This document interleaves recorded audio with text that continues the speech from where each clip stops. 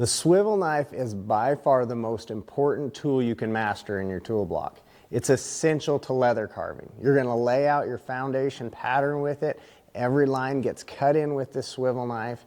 And then when you're all done with your detail tooling, you're going to come back with your swivel knife and put in decorative cuts at the end. It can also be one of the most frustrating tools to learn because it's unlike anything we use day to day.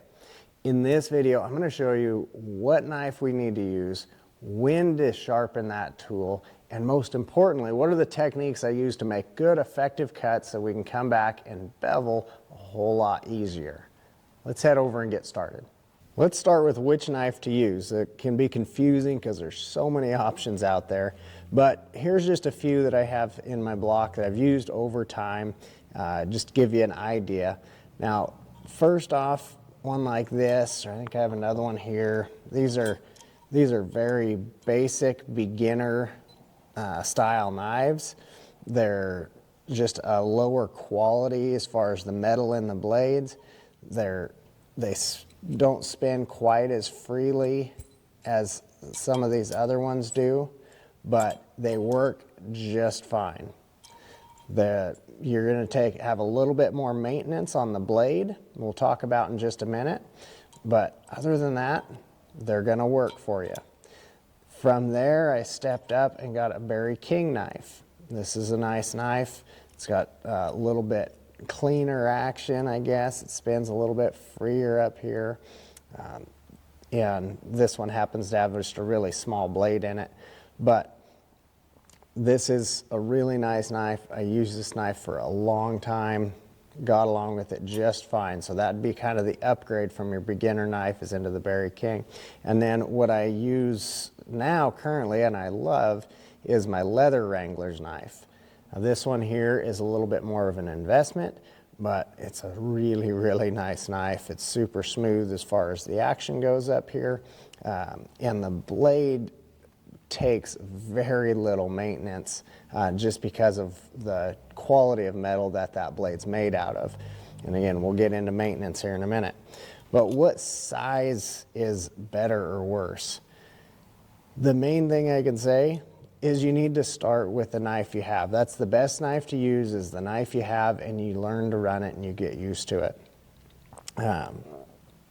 My personal preference, and that's what it really boils down to, is personal preference.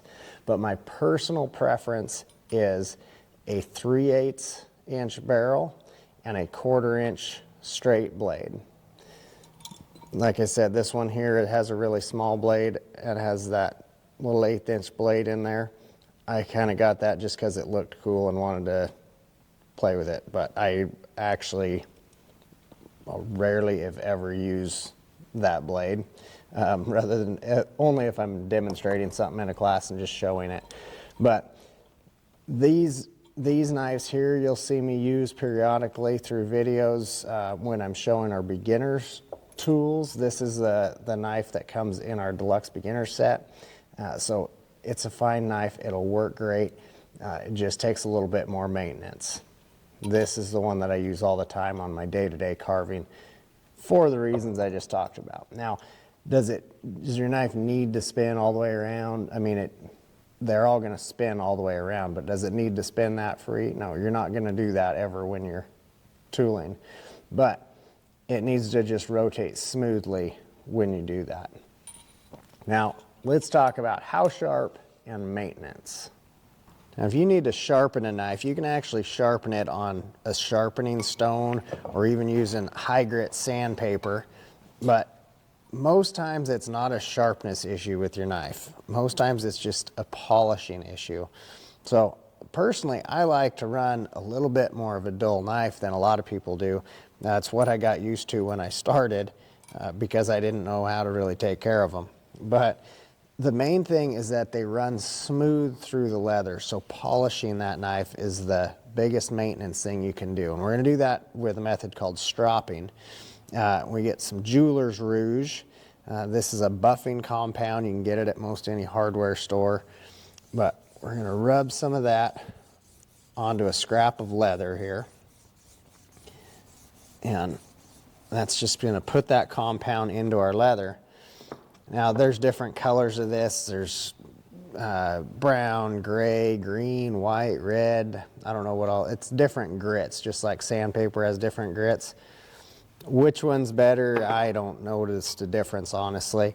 I've used several of the colors and they all seem to work fine. So somebody's a little more picky might give you a better answer on that one. But I'm not all that picky with it when it comes to the rouge. But there's an angle on your blade, and you want to make sure you hold that angle consistently. And you're just going to strop that knife across your leather there, equally on both sides. So if I do it 3 times on one side, we're going to do it 3 on the other. And it doesn't take a lot, but a little bit, and that's going to polish that and make that run smooth through our leather. How often do you need to strop that? That's going to depend on the quality of blade that you're running in your knife. So when your knife starts to feel like it's dragging, that blade being smooth could be one of the factors in there. So you'll want to strop it then. Now, a beginner knife like this, that low quality blade, you're going to have to strop a lot more often than you will a blade like in the Leather Wrangler's knife. The blade in the beginner's knife, I'll strop that maybe a couple times throughout a project. This knife here, I'll strop every couple weeks if I remember it. So that holds an edge a lot longer. Now, let's talk about fundamentals on how we hold this knife and how to run it effectively. So when I hold this knife, I have my pointer finger up here on the cradle or the saddle of that knife, and I want that right around that first knuckle. If we get in too tight like this, and that's what I see a lot of people want to try to do because they want to try to hold it like a pencil, and when you get in like this, we don't have control. We lose a lot of the control over there. So back that knife back out, get out on that first knuckle there. This top finger is where your down pressure is going to be, and that's going to control the depth of that knife and how deep your cuts are. Now my middle finger and my thumb come right around the barrel, and this allows me to spin and rotate that barrel as I'm making my cuts. For me, my ring finger, I like that right down next to the blade. That's going to help me with control on that and give me something to roll that blade against as I'm rotating with my other 2 fingers there. And then my pinky, I just tuck back out of the way and keep it out of there. Now, how do we run that knife once we're holding it correctly? Let's take a look at from a little different angle.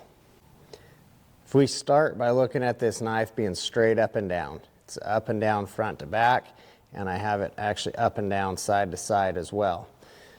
When I do that, I'm going to have to tip that knife slightly forward. What I'm doing is creating an angle on the bottom of that blade and picking this back corner up out of the leather. That way when I pull the knife through, this back corner here is not catching in the leather. And I'm always going to pull this knife towards me so that way I can see right on my line and I can see where I'm going. That's why the windshield's bigger than the rear view mirror. We want to see where we're going and not where we've been. If I'm trying to push this knife along, I can see where it's been, but I have a harder time seeing where it's going. So when we go to run that knife, have it tip forward just a little bit. We're still straight up and down as far as my left to right goes. Tip that forward, push down with your finger up here, and now we'll pull that knife towards me. Again, I'll push down.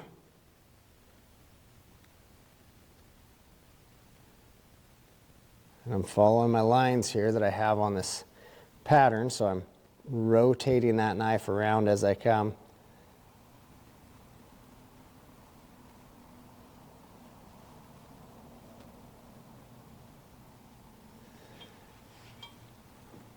Now when we think about making those cuts, here's a couple of the fundamentals we want to look at. We want to start cuts deep. We want them to be smooth, so we don't want jagged cuts in there. And we want to fade those cuts out. And what I mean by fading those cuts out is that they lighten up with their pressure. So I'm going to pull one cut right around here and then show you what that fade looks like.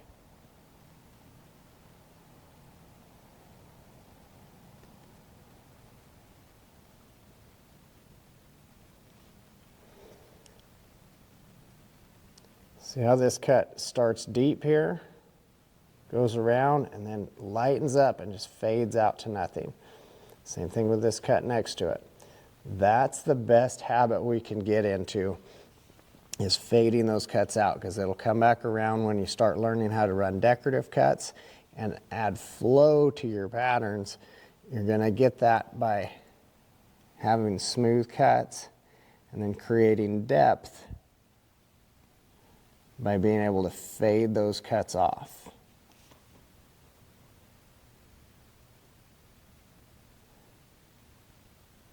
Now, whether it's long cuts or even short cuts, watch the angle on this blade that I'm keeping here. Short cut stays the same. This longer cut stays the same, and it stays consistent all the way through. That's a big part of it. An easy habit to try to get into is to finish a cut like this and just keep your hand there, but tip that knife to get the last of your cut. When I tip that knife, see what it does to the angle on that blade? It tips it way forward. Now I'm pushing that knife through the leather rather than pulling it. And we can't fade our cuts near as well. So we want to keep that angle consistent. You'll notice I'll lock my wrist and move my entire arm as I pull these cuts. Even here, these are shorter cuts on these flower petals. We can get back to a longer cut here as well. See, that wrist is locked.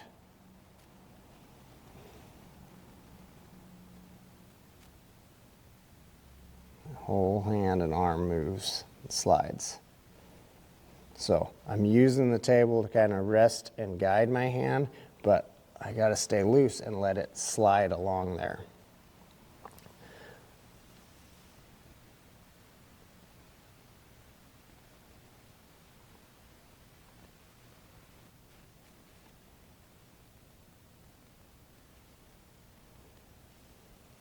And if you're just getting started, one thing to mention is we did wet this leather down to begin with. This is Herman oak leather that I'm tooling on, and it was wet or cased when we started, and that's just a matter of getting the moisture content right. If you want to check out a video on that, we'll drop a link to that so you can check that out. And if you like tutorials like this, step-by-step learning, for one, be sure to subscribe here so we don't miss out on new videos each week. And then number two, I'd like to invite you to check out the Leather Life community and join us in there where like-minded people are learning and growing together with a new project every month. So I look forward to seeing you in the next video.